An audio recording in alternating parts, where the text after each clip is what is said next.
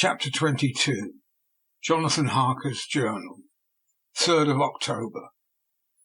As I must do something or go mad, I write this diary. It is now 6 o'clock, and we are to meet in the study in half an hour and take something to eat. But Dr. Van Helsing and Dr. Seward agreed that if we do not eat, we cannot work our best. Our best will be, God knows, required today. I must keep writing at every chance, for I dare not stop to think. All big and little must go down. Perhaps at the end of the little things may teach us most. The teaching, big or little, could not have landed Mina or me anywhere worse than we are today. However, we must trust and hope. Poor Mina told me just now, with the tears running down her dear cheeks, that it is in trouble and trial that our faith is tested. But we must keep on trusting, and that God will aid us up to the end. The end. Oh, my God, what end? To work, to work. When Dr. Van Helsing and Dr. Seward had come back from seeing poor Renfield, we went gravely into what was to be done. First, Dr. Seward told us that when he and Dr. Van Helsing had gone down to the room below, they had found Renfield lying on the floor all in a heap. His face was all bruised and crushed in, and the bones of the neck were broken. Dr. Seward asked the attendant who was on duty in the passage if he had heard anything. He said that he had been sitting down, he confessed to half dozing, when he heard loud voices in the room. Then Renfield had called out loudly several times, "God, God, God." After that there was a sound of falling, and when he entered the room he found him lying on the floor, face down, just as the doctors had seen him. Van Helsing asked if he had heard voices, or a voice, and he said that he could not say, that at first it had seemed to him as if there were two, but there was no one in the room. It could only have been one. He could swear to it, if required, that the word God was spoken by the patient. Dr. Seward said to us when we were alone that he did not wish to go into the matter. The question of an inquest had to be considered, and it would never do to put forward the truth, as no one would believe it.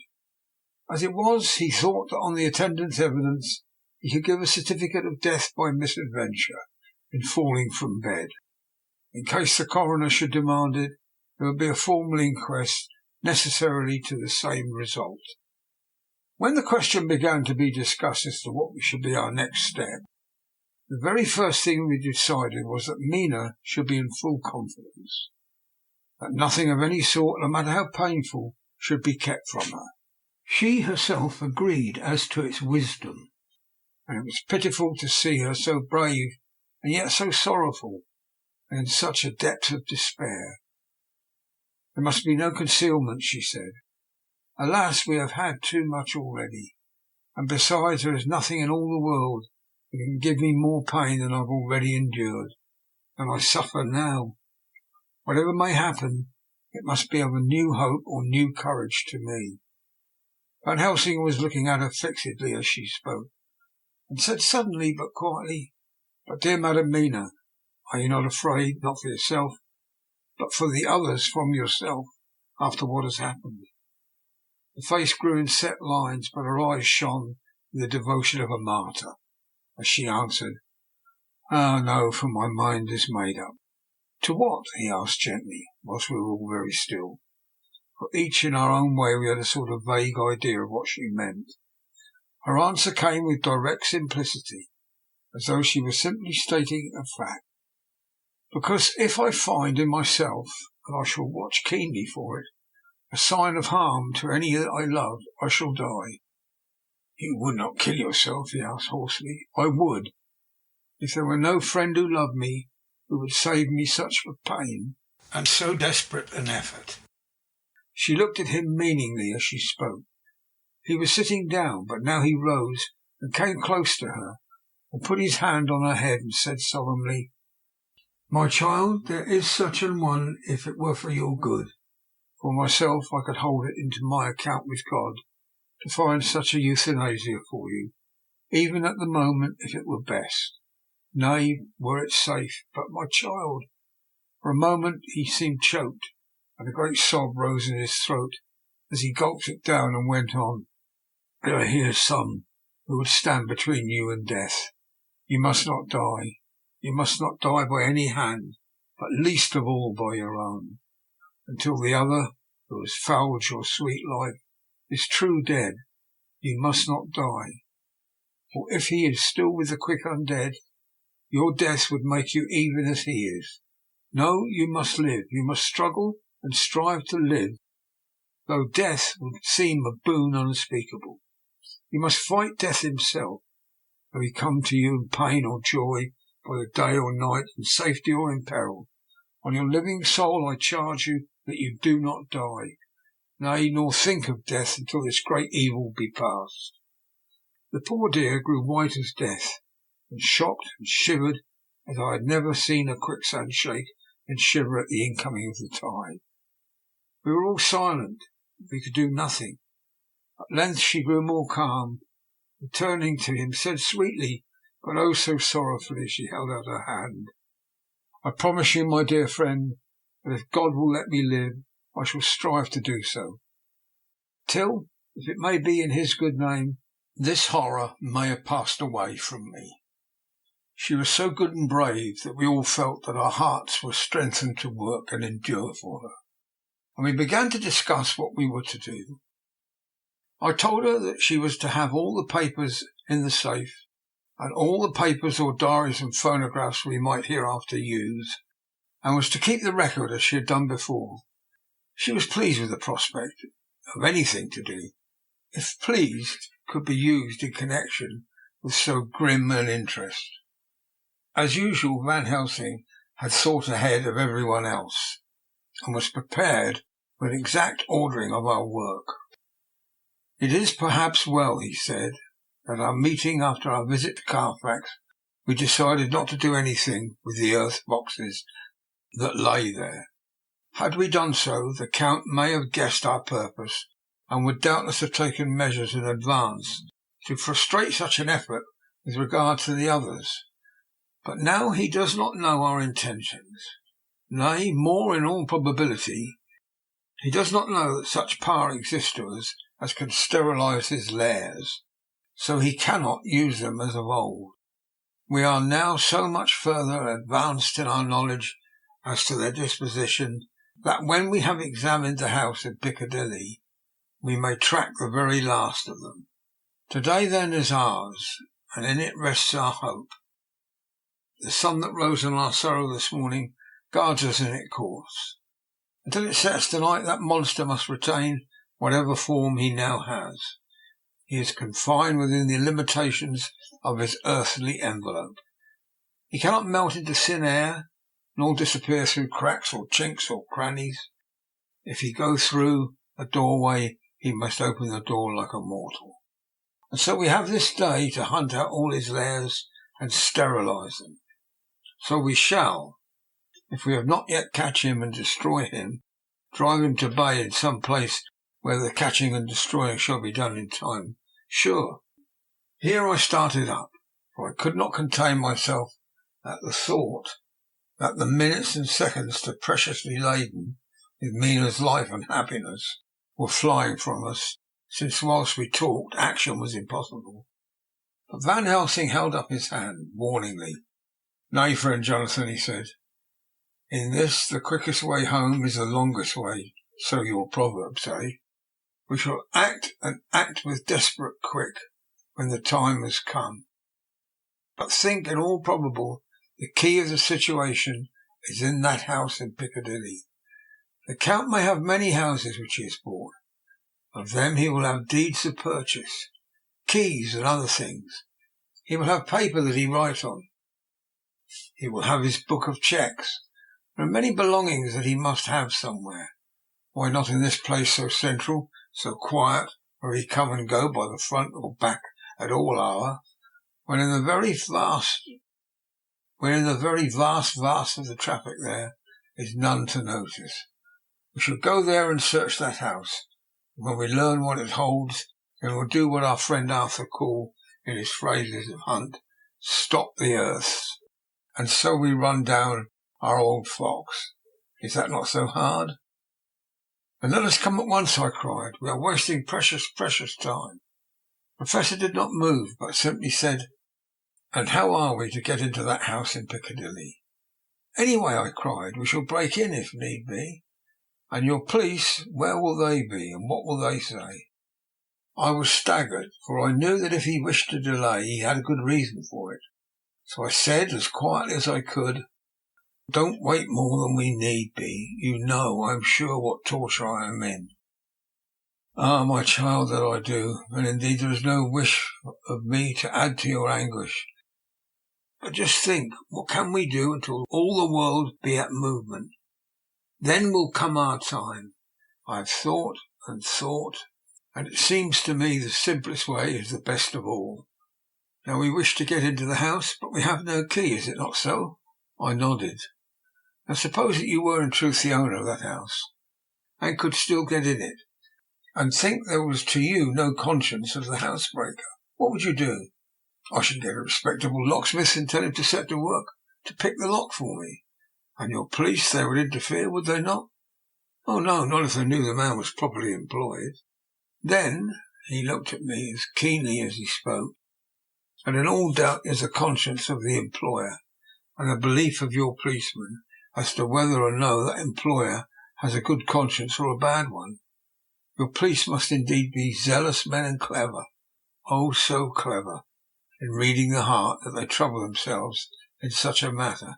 No, my friend Jonathan, you go take the lock off 100 empty houses in this your London, or of any city in the world, and if you do it such as things are rightly done, and at the time such things are rightly done, no one will interfere. I have read of a gentleman who owned so fine a house in London, and when he went for months of summer to Switzerland and lock up his house, some burglar came and broke the window at the back and got in. Then he went and made open the shutters in the front, and walk out and in through the door, before the very eyes of the police. He then have an auction in that house, and advertise it. He put up a big notice, and when the day come, he set off by a great auctioneer all the goods of the other man who owned them. Then he go to a builder and sell him the house, making an agreement that if he pull it down and take away all within a certain time, and your police and other authority help him all they can. And when that owner came back from his holiday in Switzerland, he find only an empty hole where his house had been. This was all done en règle, and in our work we shall be en règle too. We shall not go so early that the policemen, who have then little to think of, shall deem it strange, but we shall go after 10 o'clock, when there are many about, and such things would be done were we indeed owners of the house." I could not but see how right he was, and the terrible despair of Mina's face became relaxed. I thought there was hope in such good counsel. Van Helsing went on. "When once within the house we may find more clues. At any rate, some of us can remain there, whilst the rest find the other places, where there be more earth boxes, Bermondsey and Mile End." Lord Godalming stood up. "I can be of some use here," he said. "I shall wire to my people to have horses and carriages where they will be most convenient." "Look here, old fellow," said Morris, "it's a capital idea to have ready in case we don't want to go horsebacking. But don't you think that one of your snappy carriages, with its heraldic adornments, in a byway of Walworth or Mile End, would attract too much attention for our purposes? It seems to me that we ought to take cabs when we go south or east, and then leave them somewhere near the neighbourhood where we're going to." "Friend Quincy is right," said the Professor. "His head is what you call in plane with the horizon. It is a difficult thing that we go to do, and we do not want no peoples to watch us if so it may." Mina took a growing interest in everything, and I was rejoiced to see that the exigency of affairs was helping her to forget for a time the terrible experiences of the night. She was very, very pale, almost ghastly, and so thin that her lips were drawn away, showing her teeth in somewhat of a prominence. I did not mention this last, lest it should give her needless pain, but it made my blood run cold in my veins to think of what had occurred with poor Lucy when the Count had sucked her blood. As yet there was no sign of the teeth growing sharper, but the time as yet was short, and there was time for fear. When we came to the discussion of the sequence of our efforts and of the disposition of our forces, there were new sources of doubt. We finally agreed that before starting for Piccadilly we should destroy the Count's lair close at hand, lest he should find it out too soon. We should thus be still ahead of him in our work of destruction, and his presence in his purely material shape, and at his weakest, might give us some new clue. As to the disposal of forces, it was suggested by the Professor that after our visit to Carfax we should all enter the house in Piccadilly, that the two doctors and I should remain there, whilst Lord Godalming and Quincy found the lairs at Walworth and Mile End and destroyed them. It was possible, if not likely, the Professor urged, that the Count might appear in Piccadilly during the day. If so, we might be able to cope with him then and there. At any rate, we may be able to follow him in force. To this plan I strenuously objected, and as far as my going was concerned, for I said that I intended to stay and protect Mina. I thought that my mind was made up on the subject, but Mina would not listen to my objection. She said that there might be some law matter in which I could be useful, that among the Count's papers might be some clue which I could understand out of my experiences in Transylvania, and that, as it was, all the strength we could muster was required to cope with the Count's extraordinary power. I had to give in, for Mina's resolution was fixed, and she said that it was the last hope for her that we should all work together. As for me, she said, I have no fear. Things have been as bad as they can be, and whatever may happen must have in it some element of hope or comfort.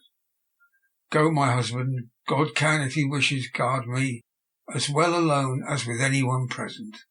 So I started up, crying out, then in God's name let us come at once, for we are losing time. The Count may come to Piccadilly earlier than we think. Not so, said Van Helsing, holding up his hand. But why, I asked. You forget, he said, with actually a smile, that last night he banqueted heavily and will sleep late. Did I forget? Shall I ever? Can I ever? Can any of us ever forget that terrible scene? Mina struggled hard to keep her brave countenance. The pain overmastered her, and she put her hands before her face and shuddered while she moaned. Van Helsing had not intended to recall her frightful experience. He had simply lost sight of her and her part in the affair in his intellectual effort. When it struck him what he said, he was horrified at his thoughtlessness and tried to comfort her. Oh, Madam Mina, he said, dear, dear Madam Mina, alas that I, of all people, who so reverence you, should have said anything so forgetful. These stupid old lips of mine and this stupid old head do not deserve so, but you will forget it, will you not? He bent low beside her as he spoke. She took his hand, and looking at him through her tears, said hoarsely, No, I shall not forget, for it is well that I remember, and with it I have so much memory of you that is sweet that I take it all together. Now you must all be going soon. Breakfast is ready. You must eat that we may be strong. Breakfast was a strange meal to us all. We tried to be cheerful and encourage each other, and Mina was the brightest and most cheerful of us. When it was over, Van Helsing stood up and said, Now, my dears, we go forth on our terrible enterprise. Are we all armed as we were on the night when we first visited our enemy's lair, armed against ghostly as well as carnal attack? We all assured him. Then all is well. Now, Madam Mina, you are in any case quite safe here until the sunset, and before then we shall return, if we shall return. But before we go, let me see you armed against personal attack. I have myself, since you came down, prepared your chamber by the placing of things of which we know, so that he may not enter. Now let me guard yourself. On your forehead I touch this piece of sacred wafer in the name of the Father, the Son, and there was a fearful scream which almost froze our hearts to hear. As he had placed the wafer on Mina's forehead, it had seared it. It had burned into the flesh, as though it had been a piece of white-hot metal.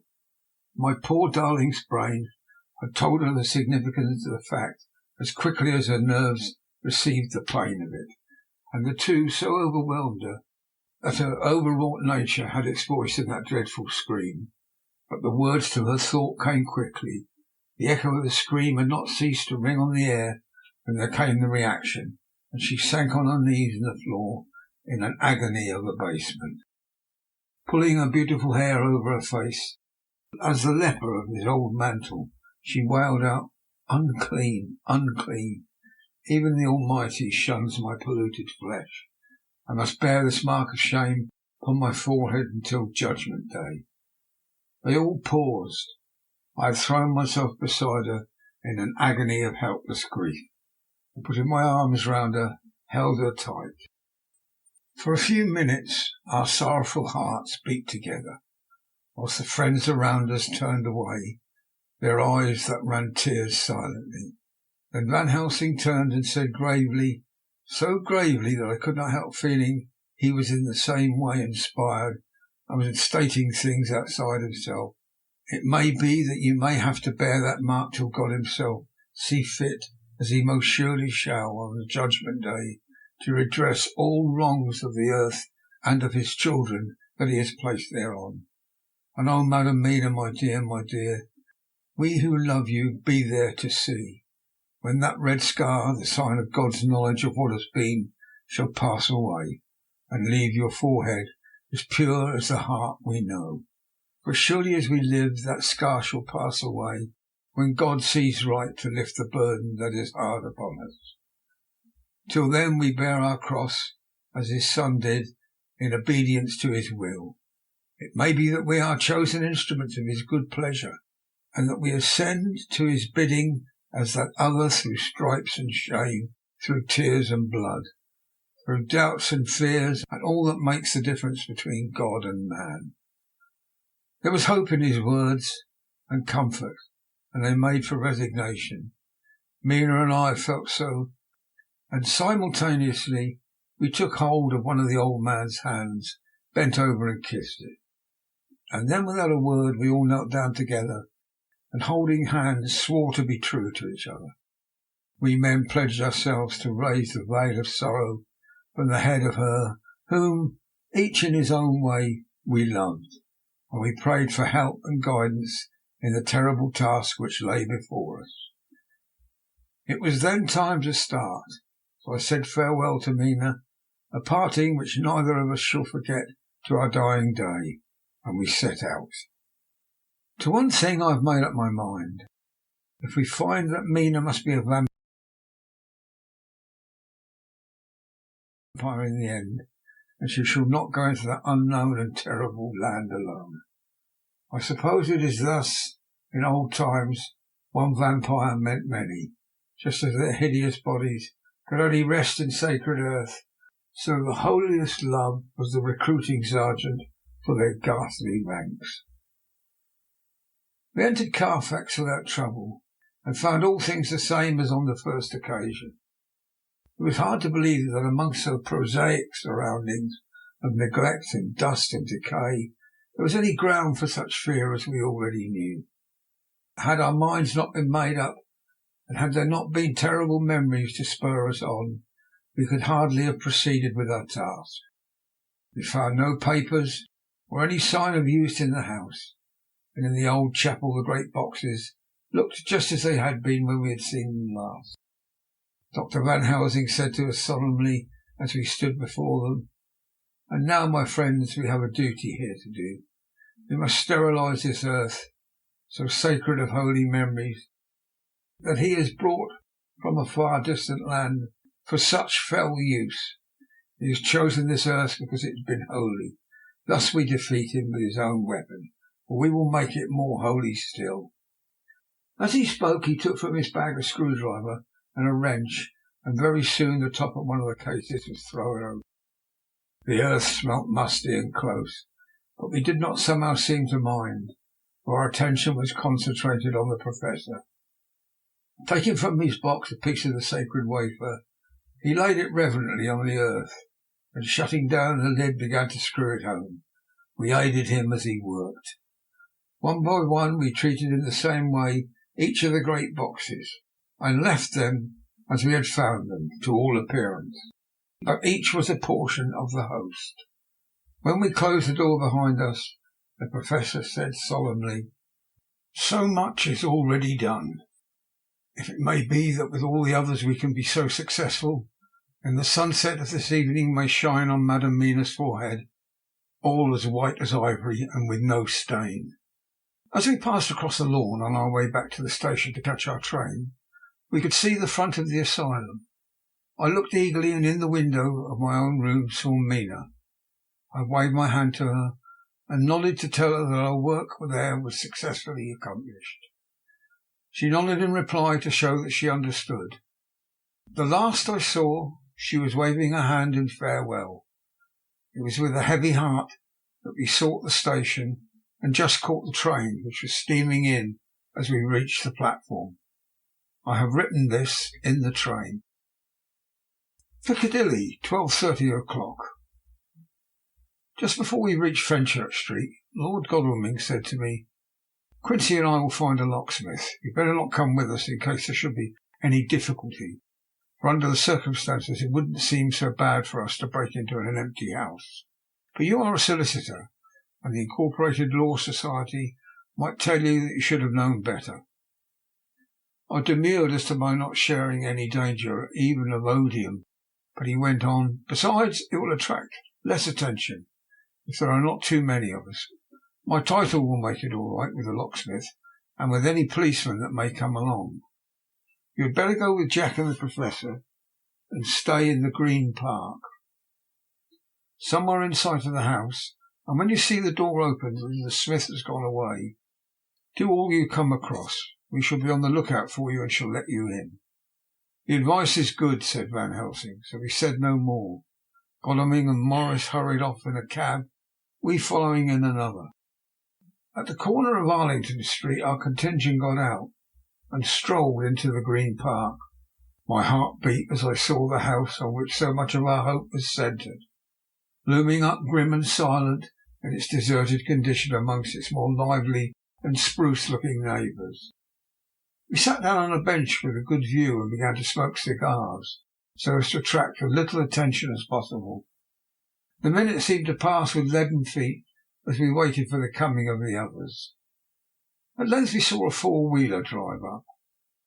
Out of it in a leisurely fashion got Lord Godalming and Morris, and down from the box descended a thick-set working man with his rush-woven basket of tools.